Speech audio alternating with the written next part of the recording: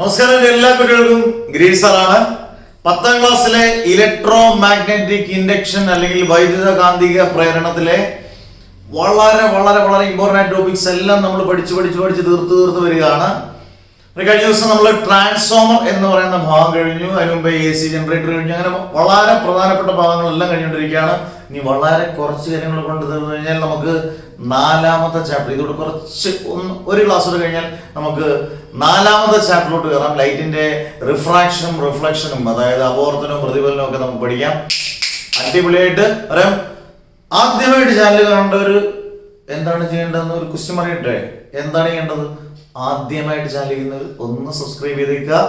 ബെല്ലൈക്കണൊക്കെ ഒന്ന് മണി അടിച്ചൊക്കെ റെഡിയാക്കി, ഓൾ എന്നുള്ള ഓപ്ഷനൊക്കെ റെഡിയാക്കി വെച്ചേക്കുക. കൃത്യമായിട്ട് നോട്ടിഫിക്കേഷൻ കിട്ടും. മോഡൽ ക്വസ്റ്റ്യൻ പേപ്പർ ഉൾപ്പെടെ എല്ലാ റിവിഷനും എല്ലാം ചെയ്ത് 10ാം ക്ലാസ് നല്ല അടിപൊളിയാക്കും. വരാം. സൂപ്പറായിട്ട് പഠിക്കാം, നന്നായിട്ട് പഠിക്കാം. കണ്ടന്റ് മനസ്സിലാക്കി കൃത്യമായിട്ട് അർത്ഥം മനസ്സിലാക്കി നമുക്ക് ഫിസിക്സിനെ സിമ്പിൾ ആക്കാം. ഓക്കെ, വാ നമുക്ക് ഇന്ന് സ്റ്റാർട്ട് ചെയ്യാം. ഇന്ന് സ്റ്റാർട്ട് ചെയ്യുന്നത് ഞാൻ സെൽഫ് ഇൻഡക്ഷൻ എന്ന് പറഞ്ഞ പ്രോസസ് എന്ന് പറയുന്നൊരു പ്രക്രിയയാണ് ഞാൻ ഇന്ന് തുടങ്ങുന്നത്. സെൽഫ് ഇൻഡക്ഷനും മ്യൂച്വൽ ഇൻഡക്ഷനും രണ്ടും കട്ടങ്ങിക്കും ഇടിച്ചിടിച്ചിരിക്കുന്ന രണ്ട് സാധനങ്ങളാണ് സെൽഫ് ഇൻഡക്ഷനും മ്യൂച്വൽ ഇൻഡക്ഷനും. എന്താണ് സെൽഫ് എന്ന് പറഞ്ഞാൽ? സ്വന്തമായി എന്നുള്ളതാണ്. ഇപ്പൊ ഞാൻ സെൽഫ് എംപ്ലോയി ആണ്, ഞാൻ സ്വയമായിട്ട് ജോലിയൊക്കെ ചെയ്ത് ജീവിക്കുന്ന, എനിക്ക് ആരുടെയും സഹായം വേണ്ട എന്ന് വിചാരിക്കുന്നതാണ്. അന്നേരം സെൽഫ് എന്ന് പറഞ്ഞാൽ സ്വന്തമായി. സെൽഫ് ഇൻഡക്ഷൻ എന്നാണ് ഇതിന്റെ വാക്കിൽ തന്നെ അതിന്റെ അർത്ഥമുണ്ട്. ഇവിടെ ടെക്സ്റ്റിനകത്ത് തന്നിരിക്കുന്ന രണ്ട് പടം നമുക്കൊന്ന് പരിചയപ്പെട്ടിട്ട് വരും. ആദ്യത്തെ പടം നോക്കി, ഇതിനകത്തൊരു സെൽഫ് ബാറ്ററി ഉണ്ട്. 6 വോൾട്ട് DC എന്ന് അവിടെ എഴുതിയിട്ടുണ്ട്. 6 വോൾട്ട് DC ശ്രദ്ധിച്ചോണം. ഇത് പിന്നീട് നമുക്ക് ക്വസ്റ്റ്യൻ ആയിട്ട് വരും. ഇത് A ആണ്, ഫിഗർ A ആണ് കേട്ടോ, ഫിഗർ A ആണ്. ഇത് 6 വോൾട്ട് DC ഉണ്ട്. ഒരു 3 വാട്ടിന്റെ ഒരു ബൾബ് ഉണ്ട്. ഒരു സോളിനോയിഡ് ഉണ്ട്. ഈ കോയിലിനെ പറയുന്നവരാണ് സോളിനോയിഡ് ഉണ്ട്. ഈ നടുക്ക് കാണുന്ന സാധനമാണ് സോഫ്റ്റ് ആൻഡ് കോർ അല്ലെങ്കിൽ പച്ചിരുമ്പ് കോർ. ഇതിന്റെയൊക്കെ പ്രത്യേകം നമുക്ക് പറയാം. ഇതാണ് A എന്ന് പറയുന്ന ഫിഗർ. എയും ബിയും തമ്മിൽ നിങ്ങൾ പെട്ടെന്ന് നോക്കുമ്പോൾ പെട്ടെന്ന് വ്യത്യാസം എന്തെങ്കിലും കാണുന്നുണ്ടോ? ഒരു വ്യത്യാസമുണ്ട്. A എന്ന് പറയും, B ആയി. അതൊരു വ്യത്യാസമല്ല. 6 വോൾട്ട് DC എന്ന് മാറി 6 വോൾട്ട് AC ആയി. ഇതൊരു വലിയ വ്യത്യാസമാണ്. 6 വോൾട്ട് ACയിൽ നിന്നും DCയിൽ നിന്നും 6 വോൾട്ട് ACയിലോട്ട് മാറി. 3 വാട്ടിന്റെ തന്നെ ബൾബുണ്ട്, സോളിനോയിഡ് ഉണ്ട്, സോഫ്റ്റ് ആൻഡ് കോർ ഉണ്ട്, സോളിനോയിഡും പച്ചിരിമ്പ് കോറും ഒക്കെ ഉണ്ട്, അതുപോലെ ഉണ്ട്. എന്താണ് ആദ്യം സെൽഫ് ഇൻഡക്ഷൻ എന്ന് പറഞ്ഞതിന് ശേഷം നമുക്ക് ബാക്കിയുള്ള ചെറിയ ചോദ്യങ്ങളിലേക്ക് വളരെ എളുപ്പം പോകാം. എന്താണ് ഈ സെൽഫ് ഇൻഡക്ഷൻ? ഞാൻ പറഞ്ഞു സ്വന്തമായി ഇൻഡക്ഷൻ നടത്തുന്നു. സെൽഫ് ഇൻഡക്ഷൻ എന്ന് പറഞ്ഞു കഴിഞ്ഞാൽ ഒറ്റ കോയിലേ അവിടെ പാടുള്ളൂ. ഒറ്റ കോയിൽ ശ്രദ്ധിച്ചോണം. ഒരേ ഒരു കോയിൽ മാത്രമേ ഏതിന് പാടുള്ളൂ? സെൽഫ് ഇൻഡക്ഷൻ പാടുള്ളൂ. ഒരു കോയിലിൽ തന്നെ ഫ്ലക്സ് ചേഞ്ച് ചെയ്യുകയും ഫ്ലക്സിന് വ്യതിയാനം സംഭവിക്കുകയും EMF ഉണ്ടാവുകയും ഇൻഡ്യൂസ്ഡ് EMF, വെറും EMF അല്ല, ഇൻഡ്യൂസ്ഡ് EMF, പ്രേരിത EMF ഉണ്ടാവുകയും ചെയ്യുന്നതിനെ പറയുന്ന പേരാണ് സെൽഫ് ഇൻഡക്ഷൻ. എന്ത് സിമ്പിളാണ്. ഒറ്റ കോയിലിൽ തന്നെ ഫ്ലക്സ് ചേഞ്ച് ചെയ്യുകയും എന്ന് പറഞ്ഞാൽ മാഗ്നറ്റിക് ഫ്ലക്സിന് വ്യതിയാനം സംഭവിക്കുകയും പ്രേരിത EMF, ഇൻഡ്യൂസ്ഡ് EMF ഉണ്ടാവുകയും ചെയ്യുന്ന ഫിനോമിനൽ ഈ പ്രോസസ്സിനെ പറയുന്ന പേരാണ് എന്ത്? Self induction. Self induction. അതിന്റെ കൂട്ടത്തിൽ അറിഞ്ഞിരിക്കേണ്ട ഒരു ടേമാണ് ബാക്ക് EMF. പലപ്പോഴും പരീക്ഷയ്ക്ക് ചോദിച്ചിട്ടുണ്ട്. ബാക്ക് EMF എന്താണ്? എന്ത് ഈ ബാക്ക് EMF എന്ന് പറഞ്ഞാൽ? ബാക്ക് EMF എന്ന് പറഞ്ഞാൽ നമ്മൾ കൊടുക്കുന്ന വോൾട്ടേജും പ്രേരിത EMF, induced EMF opposite direction ആണെങ്കിൽ അതിന്റെ ദിശ വിപരീത ദിശയിലാണെങ്കിൽ അതിനെ പറയുന്ന പേരാണ് ബാക്ക് EMF. ബാക്ക് എന്ന് പറയുമ്പോൾ തന്നെ പുറകോട്ടാണ്, ഒരു നെഗറ്റീവ് ആണ്. എപ്പോഴും നമ്മൾ ഫ്രണ്ട് നിൽക്കണം. അന്നേരം ബാക്ക് EMF എന്ന് പറയുമ്പോൾ ഏതും ഓപ്പോസിറ്റ് ഡയറക്ഷൻ, വിപരീത ദിശയിൽ നമ്മൾ കൊടുക്കുന്ന അപ്ലൈഡ് വോൾട്ടേജും ഇൻഡ്യൂസ്ഡ് EMFഉം ഓപ്പോസിറ്റ് ഡയറക്ഷനിൽ വിപരീത ദിശയിലാണെങ്കിൽ ആ EMFനെ നമുക്ക് ഉറപ്പായിട്ട് എന്ത് പേരിൽ പറയാം?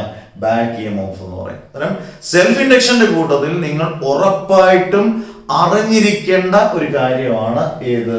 Back EMF.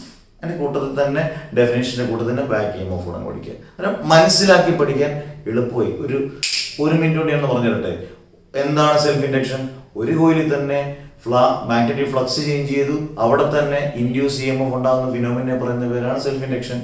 ഒരു കോയിലിൽ തന്നെ മാഗ്നറ്റിക് ഫ്ലക്സിന് വ്യതിയാനം സംഭവിച്ചു, അവിടെ തന്നെ പ്രേരിത EMF ഉണ്ടാകുന്ന പ്രക്രിയയെ പറയുന്ന പേരാണ് സെൽഫ് ഇൻഡക്ഷൻ. കഴിഞ്ഞു. ഒറ്റ മിനിറ്റ് പോലും എടുത്തില്ല. ഇനി എന്താണ് ബാക്ക് EMF? ബാക്ക് എന്ന് പറയുമ്പോൾ ഞാൻ പറയാം നെഗറ്റീവ് ഉണ്ട്. ഏതൊക്കെ തമ്മിൽ ഓപ്പോസിറ്റ് വിപരീത ദിശയിലാണ്? നമ്മൾ കൊടുക്കുന്ന അപ്ലൈഡ് വോൾട്ടേജും ഇൻഡ്യൂസ്ഡ് EMFഉം പ്രേരിത EMFഉം ഓപ്പോസിറ്റ് ഡയറക്ഷൻ വിപരീത ദിശയിലാണെങ്കിൽ അങ്ങനെയുള്ള EMFനെ പറയുന്ന പേരാണ് ബാക്ക് EMF. എന്തോ EMF ആണ്? Back EMF. രണ്ട് കാര്യങ്ങൾ നിങ്ങൾ വ്യക്തമായി പഠിച്ചു. എന്താണ് സെൽഫ് ഇൻഡക്ഷൻ എന്ന് പഠിച്ചു, അടിപൊളി. എന്താണ് ബാക്ക് EMF എന്ന് പഠിച്ചു. ഉറങ്ങാതെ പഠിക്കണം കേട്ടോ, നമ്മൾ ശ്രദ്ധിച്ചു ഇങ്ങനെ ഇരിക്കണം കേട്ടോ, കണ്ണൊന്നും തള്ളിപ്പോകരുത്. നല്ല അടിപൊളിയായിട്ട് പഠിക്കണം. ഈസി ആയിട്ടിരുന്ന് മസിലൊന്നും പിടിക്കാൻ സിമ്പിളായിട്ട് പഠിച്ചു. അന്നേരം സെൽഫ് ഇൻഡക്ഷൻ, ബാക്ക് EMF. ഇനി അതിന്റെ കൂട്ടത്തിൽ നമ്മൾ പഠിക്കേണ്ട ഒരു കാര്യം തന്നെയാണ് ഇൻഡക്ടറുകൾ എന്താണ്. ഈ സെൽഫ് ഇൻഡക്ഷനും ഒക്കെ പഠിക്കുമ്പോൾ ഇൻഡക്ടേഴ്സ് എന്താണ് എന്ന് നമ്മൾ പഠിച്ചിരിക്കേണ്ടതാണ്. ഇൻഡക്ടർ എന്ന് പറഞ്ഞാൽ കോയിൽ തന്നെയാണ് നമ്മൾ ഇന്നെന്ന് പറയുന്നത് ഇൻഡക്ടർ. രണ്ട് പ്രത്യേകതകൾ മാത്രം നിങ്ങൾ അവിടെ ഓർത്തിട്ടാൽ മതി. എന്തിനു വേണ്ടിയാണ് ഈ ഇൻഡക്ടർ ഈ സെൽഫ് ഇൻഡക്ഷൻ്റെ ഇവിടെ ഒക്കെ ഉപയോഗിക്കുന്നത്? ഈ ഇൻഡക്ടറാണ് ഈ കോയിലാണ്. എന്തിനു വേണ്ടിയാണ് ഈ കോയിൽ ഉപയോഗിക്കുന്നത്? ഇൻഡക്ടർ എന്ന് പറയുന്നത് ഉപയോഗിക്കുന്നത് എന്തിനു വേണ്ടിയാണ്? സെൽഫ് ഇൻഡക്ഷനും മ്യൂച്വൽ ഇൻഡക്ഷനും ഒക്കെ ഈ എന്തിനു വേണ്ടി ഇൻഡക്ടർ എന്ന് പറയുന്ന സാധനം. ഇൻഡക്ടർ എന്ന കോയിലാന്ന് ഞാൻ പറഞ്ഞു. രണ്ട് പ്രത്യേകത ഉണ്ടെന്ന് പറഞ്ഞു. ഒന്ന്, കറണ്ട് റെഡ്യൂസ് ചെയ്യുന്നതിന്, കറണ്ട് നമുക്ക് കുറയ്ക്കാൻ പറ്റും വിത്തൗട്ട് ലോസ് ഓഫ് പവർ. പവറിന് യാതൊരു നഷ്ടവും വരുത്താതെ, അതാണ് ശരിക്കും ശ്രദ്ധിച്ചിരിക്കേണ്ടത്. വൈദ്യുത പവറിന് യാതൊരു നഷ്ടവും വരുത്താതെ ഇലക്ട്രിക് കറണ്ട് റെഡ്യൂസ് ചെയ്യുന്ന, ഇലക്ട്രിക് കറണ്ട് കുറയ്ക്കുന്ന കോയിലുകളെ പറയുന്ന പേരാണ് ഇൻഡക്ടേഴ്സ്. അവരാണ് ചില്ലറക്കാരനല്ല, നിസ്സാരക്കാരനാകണം എന്ന് പ്രതീക്ഷിക്കുക വേണ്ട, പുലിയാണ്. അന്നേരം എന്താണ് ഇൻഡക്ടേഴ്സ്? അന്നേരം ഒരു പോയിന്റ് നിങ്ങൾക്ക് കിട്ടി, ഇൻഡക്ടേഴ്സ് കോയിലുകളാണ്. എന്തിനു വേണ്ടിയാണ് ഇൻഡക്ടേഴ്സ് എന്ന് പറയുമ്പോൾ രണ്ട് പോയിന്റുകൾ ഓർത്തിരിക്കുക. നമുക്ക് ഇലക്ട്രിക് കറണ്ട് കുറയ്ക്കാം. ഇലക്ട്രിക് കറണ്ട് കുറയ്ക്കുമ്പോൾ വൈദ്യുത പവറിന് യാതൊരു നഷ്ടവും ഇല്ലാതാണ് ഇലക്ട്രിക് കറണ്ട് കുറയ്ക്കുന്നത്. അന്നേരം വിത്തൗട്ട് ലോസ് ഓഫ് പവറുമാണ് ടു റെഡ്യൂസ് കറണ്ടുമാണ്. വൈദ്യുത പവർ കുറയ്ക്കാതെ തന്നെ എന്ത് കുറയ്ക്കാൻ പറ്റും? കറണ്ട് റെഡ്യൂസ് ചെയ്യുന്ന, കുറയ്ക്കാൻ പറ്റുന്ന ഡിവൈസിനെ പറയുന്ന, കോയിലിനെ പറയുന്ന പേരാണ് ഇൻഡക്ടേഴ്സ്. ഇൻഡക്ടർ സ്വാഭാവികമായിട്ടും അതിന്റെ സിമ്പൽ, പ്രതീകം എന്ന് പറഞ്ഞാൽ ഇത് തന്നെയാണ്. സാധാരണ സെൽഫ് ഇൻഡക്ഷൻ അല്ലെങ്കിൽ ഇൻഡക്ഷൻ എന്നൊക്കെ പറയുന്നത് L എന്ന് ഡിനോട്ട് ചെയ്യാം. L എന്ന് ഡിനോട്ട് ചെയ്തില്ലെങ്കിൽ നിങ്ങൾ ഈ കോയിലാണ് ഇൻഡക്ടർ ഒന്നും മനസ്സിലാക്കിയിരുന്ന സിമ്പിൾ ആൻഡ് ഹമ്പിൾ. എന്താണ് സെൽഫ് ഇൻഡക്ഷൻ എന്ന് ഈസി ആയിട്ട് പഠിച്ചില്ല. ഇനി രണ്ടു മൂന്ന് ചോദ്യങ്ങൾ ചെറിയ ചെറിയ ചെറിയ ചെറിയ ചെറിയ മണിമണി പോലുള്ള ചോദ്യങ്ങളുണ്ട്. അത് മണിമണി പോലെ നമുക്ക് ഉത്തരം എഴുതാൻ പറ്റും. അന്നേരം പഠിക്കുന്ന ടോപ്പിക്കുകൾ പെർഫെക്റ്റ് ആക്കുക. നിങ്ങൾ പലരും ടെൻഷൻ, സാറേ മ്യൂച്വൽ ടെൻഷൻ എടുത്ത്, സാറേ സെൽഫ് ഇൻഡക്ഷൻ എടുത്ത്, സാറേ നമ്മൾ സാറേ അപവർത്തനമായി റിഫ്ലക്ഷൻ എടുത്ത ഒരു ടെൻഷനും വേണ്ട. നിങ്ങൾക്ക് മോഡലിന് മുമ്പ് ഞാൻ, പരീക്ഷയ്ക്ക് മുമ്പ് ഞാൻ നമ്മൾ രണ്ടുകൂടെ റിവൈസ് ചെയ്ത് തരും. അതുപോലെ അടിപൊളിയായിട്ട് നിങ്ങൾ പഠിച്ച് ഫോളോ ചെയ്ത് പോകാം. കേൾക്കുന്നവർ ബാക്കിയുള്ളവർക്കൊന്ന് ഷെയർ ചെയ്ത് സബ്സ്ക്രൈബ് ഒക്കെ ചെയ്ത് പോകണം. അതൊന്ന് സാറിന് വേണ്ടി ചെയ്ത് തന്നെ. ഓക്കെ, അത് നിങ്ങൾക്ക് ചെയ്യാൻ പറ്റും. ഞാൻ മാക്സിമം ക്ലാസ്സും അടിപൊളിയായിട്ട് നിങ്ങൾക്ക് പരീക്ഷയ്ക്ക് ഫുൾ മാർക്ക് 40 മാർക്ക് കഴിച്ച്, പക്ഷെ കൃത്യമായിട്ട് നിങ്ങൾ ഫോളോ ചെയ്ത് പഠിക്കണം. 40 ഔട്ട് ഓഫ് 40, ഒരു മാർക്കും കളയത്തില്ല. എന്നാലും നമ്മൾ പഠിച്ചു കഴിഞ്ഞു. സെൽഫ് ഇൻഡക്ഷൻ രണ്ട് ഫിഗർ പഠിച്ചു, സെൽഫ് ഇൻഡക്ഷൻ പഠിച്ചു, ബാക്ക് EMF പഠിച്ചു, ഇൻഡക്ടറുകൾ എന്താണെന്ന് പഠിച്ചു. ഇനി ഒരു രണ്ട് മൂന്ന് ചെറിയ ചെറിയ ചോദ്യം കൂടെ ഓക്കെയാ. നമ്മൾ ഈ സെൽഫ് ഇൻഡക്ഷനും ഇൻഡക്ടറും ഒക്കെ പഠിച്ചിട്ട് നന്നായിട്ട് പഠിച്ചിട്ട് ഈ ചോദ്യങ്ങളൊക്കെ ചെയ്യുമ്പോഴല്ലോ എന്ത് എളുപ്പം അറിയാം. നമുക്ക് ചോദ്യങ്ങളിലേക്ക് പോവാം. ഇൻ വിച്ച് സർക്യൂട്ട്, ടെക്സ്റ്റ് നടക്കുന്നതാണ് കേട്ടോ ചോദ്യങ്ങളാണ്. In which circuit is A magnetic field around the solder? In which circuit is A magnetic field developed? ഏത് സർക്യൂട്ടിലാണ് കാന്തിക മണ്ഡലം ഡെവലപ്പ് ആകുന്നത്, ഉണ്ടാകുന്നത്, അല്ലെങ്കിൽ മാഗ്നറ്റിക് ഫീൽഡ് ഡെവലപ്പ് ചെയ്യുന്ന ഏത് സർക്യൂട്ടാണ്? എയിലാണോ ബിയിലാണോ? നമ്മൾ നന്നായിട്ട് അറിഞ്ഞിരിക്കേണ്ട കാര്യം, ഒരു സർക്യൂട്ടിൽ നമ്മൾ ഇതിനകത്ത് കോയിലുണ്ട്, സോളിനോയിഡ് ഉണ്ട്, പച്ചിരുമ്പ് കോറുണ്ട്, അതിനകത്തോട്ട് നമ്മൾ കറണ്ട് പാസ് ചെയ്യാണ്. ഡി സി ആണെങ്കിൽ എ സി ആണെങ്കിൽ കറണ്ട് ആണ്, ഡയറക്റ്റ് കറണ്ട് അല്ലെങ്കിൽ ഓൾട്ടർനേറ്റിംഗ് കറണ്ട് ആണ്, രണ്ടും കറണ്ട് തന്നെയാണ്. കറണ്ട് പാസ് ചെയ്ത് കഴിഞ്ഞാൽ ഉറപ്പായിട്ട് ഇവിടെ മാഗ്നറ്റിക് ഫീൽഡ് ഉണ്ടായിരിക്കും. അത് എ സി ആയാലും ഡി സി ആയാലും. ഇവിടെ 6 വോൾട്ട് ഡി സി ആണ്, പക്ഷെ കറണ്ട് ആണ്. ഇവിടെ 6 വോൾട്ട് എ സി ആണ്, അതും കറണ്ട് ആണ്. അന്നേരം കറണ്ട് പാസ് ചെയ്താൽ അവിടെ മാഗ്നറ്റിക് ഫീൽഡ് ഉറപ്പായിട്ട് ഉണ്ടായിരിക്കും. അന്നേരം എയും ബിയും അതിന് ഉത്തരവാണ്. എയും ബിക്കും എന്തുണ്ടാവും? മാഗ്നറ്റിക് ഫീൽഡ് അല്ലെങ്കിൽ കാന്തിക മണ്ഡലം ഉറപ്പായിട്ടും ഉണ്ടാകും. കാരണം കറണ്ട് പാസ് ചെയ്യുമ്പോൾ ആ കോയിലിനകത്ത് ഉറപ്പായിട്ടും കാന്തിക മണ്ഡലം ഉറപ്പായിട്ടും ഉണ്ടായിരിക്കും, മാഗ്നറ്റിക് ഫീൽഡ് പ്രൊഡ്യൂസ് ചെയ്യും. ഓക്കെ, ഇനി in which circuit is a varying magnetic field developed around the solenoid? Magnetic field മാറിക്കൊണ്ട് കാന്തിക മണ്ഡലത്തിന് നല്ല വ്യതിയാനം സംഭവിക്കുന്നത് എക്കാണോ ബിക്കാണോ? അതിനൊരു ഉത്തരവ്. കാരണം വ്യതിയാനം സംഭവിക്കുന്ന കറണ്ട് ഏതാണെന്ന് ചോദിച്ചു കഴിഞ്ഞാൽ നമ്മൾ എ സിനെ പറയും. എ സിയുടെ ഡയറക്ഷൻ കൃത്യമായിട്ട് വ്യതിയാനം സംഭവിക്കുമ്പോൾ സ്വാഭാവികമായിട്ടും അവിടുത്തെ കാന്തിക മണ്ഡലം മാഗ്നറ്റിക് ഫീൽഡിന് വേരിയേഷൻ സംഭവിച്ചുകൊണ്ടിരിക്കും. അവിടെ ബി ആണ് ബി. സിമ്പിൾ. അടുത്ത, if so in which circuit is A continuous EMF induced? പ്രേരിത EMF തുടർച്ചയായിട്ട് ഉണ്ടാകുന്നത്, കണ്ടിന്യൂസ് EMF തുടർച്ചയായിട്ട് ഉണ്ടാകുന്നതും ബിയിൽ തന്നെ ആയിരിക്കും. കാരണം അവിടെ തുടർച്ചയായിട്ട് കറണ്ട് ചേഞ്ച് ചെയ്തുകൊണ്ടേ ഇരിക്കുകയാണ്. തുടർച്ചയായിട്ട് കറണ്ട് ചേഞ്ച് ചെയ്യുമ്പോൾ അവിടെ പ്രേരിത EMF അല്ലെങ്കിൽ കണ്ടിന്യൂസ് EMF തുടർച്ചയായിട്ട് ഉണ്ടായിക്കൊണ്ടിരിക്കും. അതിന്റെ ഉത്തരവും ആൻസർ ബി ആണ്. മൂന്നിന്റെ ആൻസർ അടിപൊളിയായില്ലേ? അതിന്റെ കൂട്ടത്തിൽ നമ്മൾ പഠിച്ചിരിക്കേണ്ട ഒരു കാര്യമാണ്, എന്തിനാണ് ഈ സോഫ്റ്റ് ആൻഡ് കോർ, പച്ചിരുമ്പ് കോർ എന്തുകൊണ്ടാണ് നമ്മൾ ഉപയോഗിക്കുന്നതെന്ന് അറിഞ്ഞിരിക്കണം. എന്തിനാണ് ഈ പച്ചിരുമ്പ് കോർ? ചുമ്മാ ഒരു രസത്തിന് വേണ്ടി ചുമ്മാ രസത്തിന് ഉപയോഗിക്കുന്നതാണ്? അല്ല. പച്ചിരുമ്പ് കോർ ഉപയോഗിക്കുന്നതുകൊണ്ട് നമുക്കുള്ളൊരു ഗുണം എന്ന് പറഞ്ഞാൽ മാഗ്നറ്റിക് ഫീൽഡ് അല്ലെങ്കിൽ മാഗ്നറ്റിക് ഫ്ലക്സ് ഡെൻസിറ്റി കൂട്ടാൻ സാധിക്കും. വലിയൊരു കാര്യമാണ്. മാഗ്നറ്റിക് ഫീൽഡും അല്ലെങ്കിൽ magnetic field density, flux density ഒക്കെ കൂട്ടാൻ, ഇൻക്രീസ് ചെയ്യാൻ സാധിക്കുന്നതാണ് സോഫ്റ്റ് ആൻഡ് കോർ. ബാക്കിയുള്ളതിനൊന്നും പറ്റത്തില്ല. ഇതിന് കൃത്യമായിട്ട് സോഫ്റ്റ് ആൻഡ് കോറിന് അതിന്റെ മാഗ്നറ്റിക് ഫ്ലക്സ് ഡെൻസിറ്റി കൂട്ടാൻ സാധിക്കും. അതായത് മാഗ്നറ്റിക് ഫ്ലക്സ് സാന്ദ്രത കൃത്യമായിട്ട് കൂട്ടാൻ സാധിക്കുന്നതാണ് ഏത്? Soft and core. കാരണം സോഫ്റ്റ് ആൻഡ് കോർ അല്ലെങ്കിൽ പച്ചിരുമ്പ് കോർ എന്തിനു വേണ്ടി ഉപയോഗിക്കുന്നത് ചോദിച്ചാൽ കൃത്യമായ ഒരു ഉത്തരവായി. To increase the magnetic flux density. Magnetic flux വൈദ്യുത കാന്തിക സാന്ദ്രത കൂട്ടാൻ നമുക്ക് ഉപയോഗിക്കാം. ഏത്? പച്ചിരുമ്പ് കോർ ഉണ്ടെങ്കിൽ. ഇതൊന്നും അറിഞ്ഞിരിക്കണം. ഈ 3 ക്വസ്റ്റ്യൻ ചെയ്തതിനു ശേഷം നമ്മൾ ഇൻഡക്ടർ പഠിച്ചു.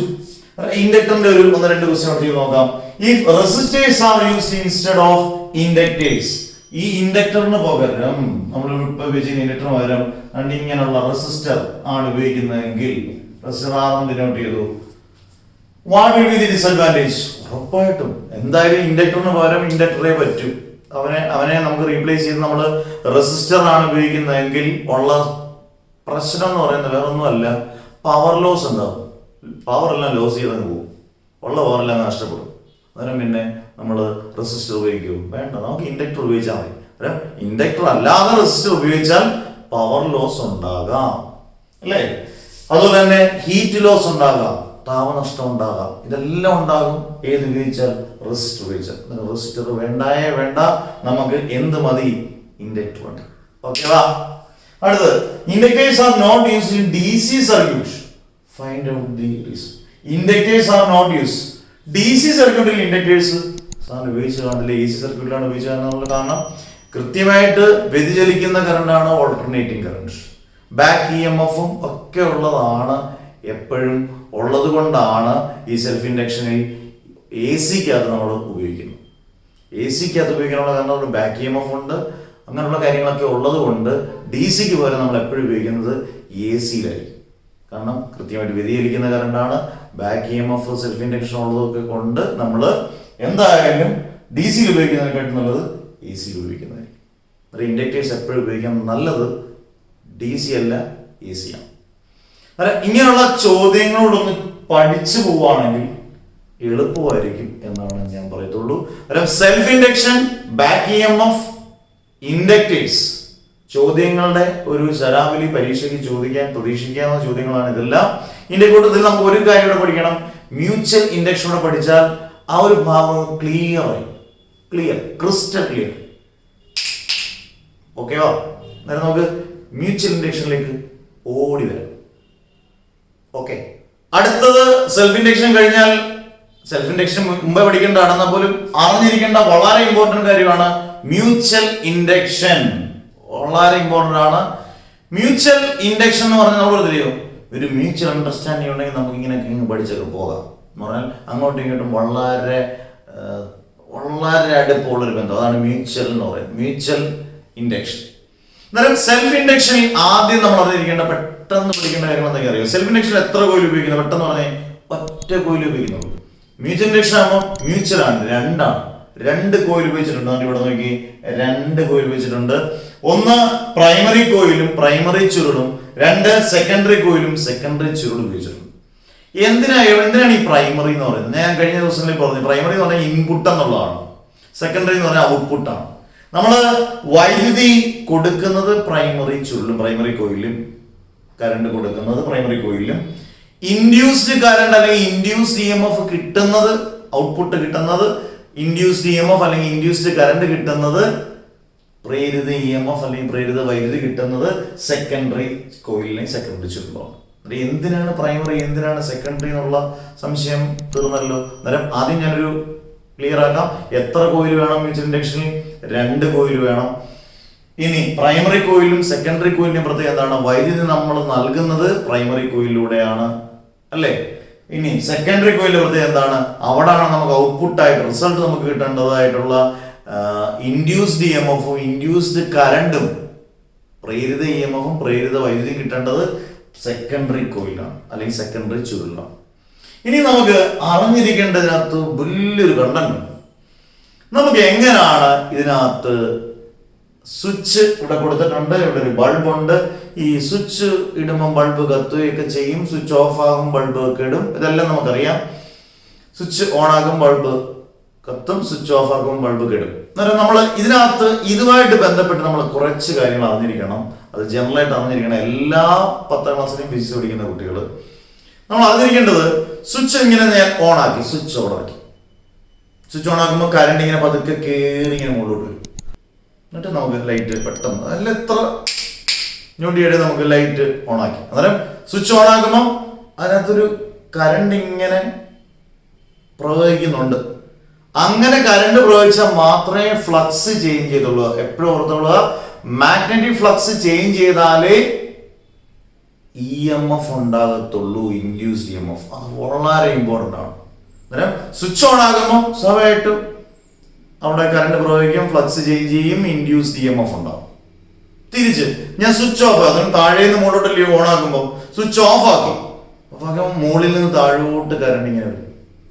അന്നേരം ഫ്ലക്സ് ചേഞ്ച് ചെയ്ത്, കാരണം അന്നേരം ചലിക്കുകയാണ്, ഫ്ലക്സ് ചേഞ്ച് ചെയ്തു.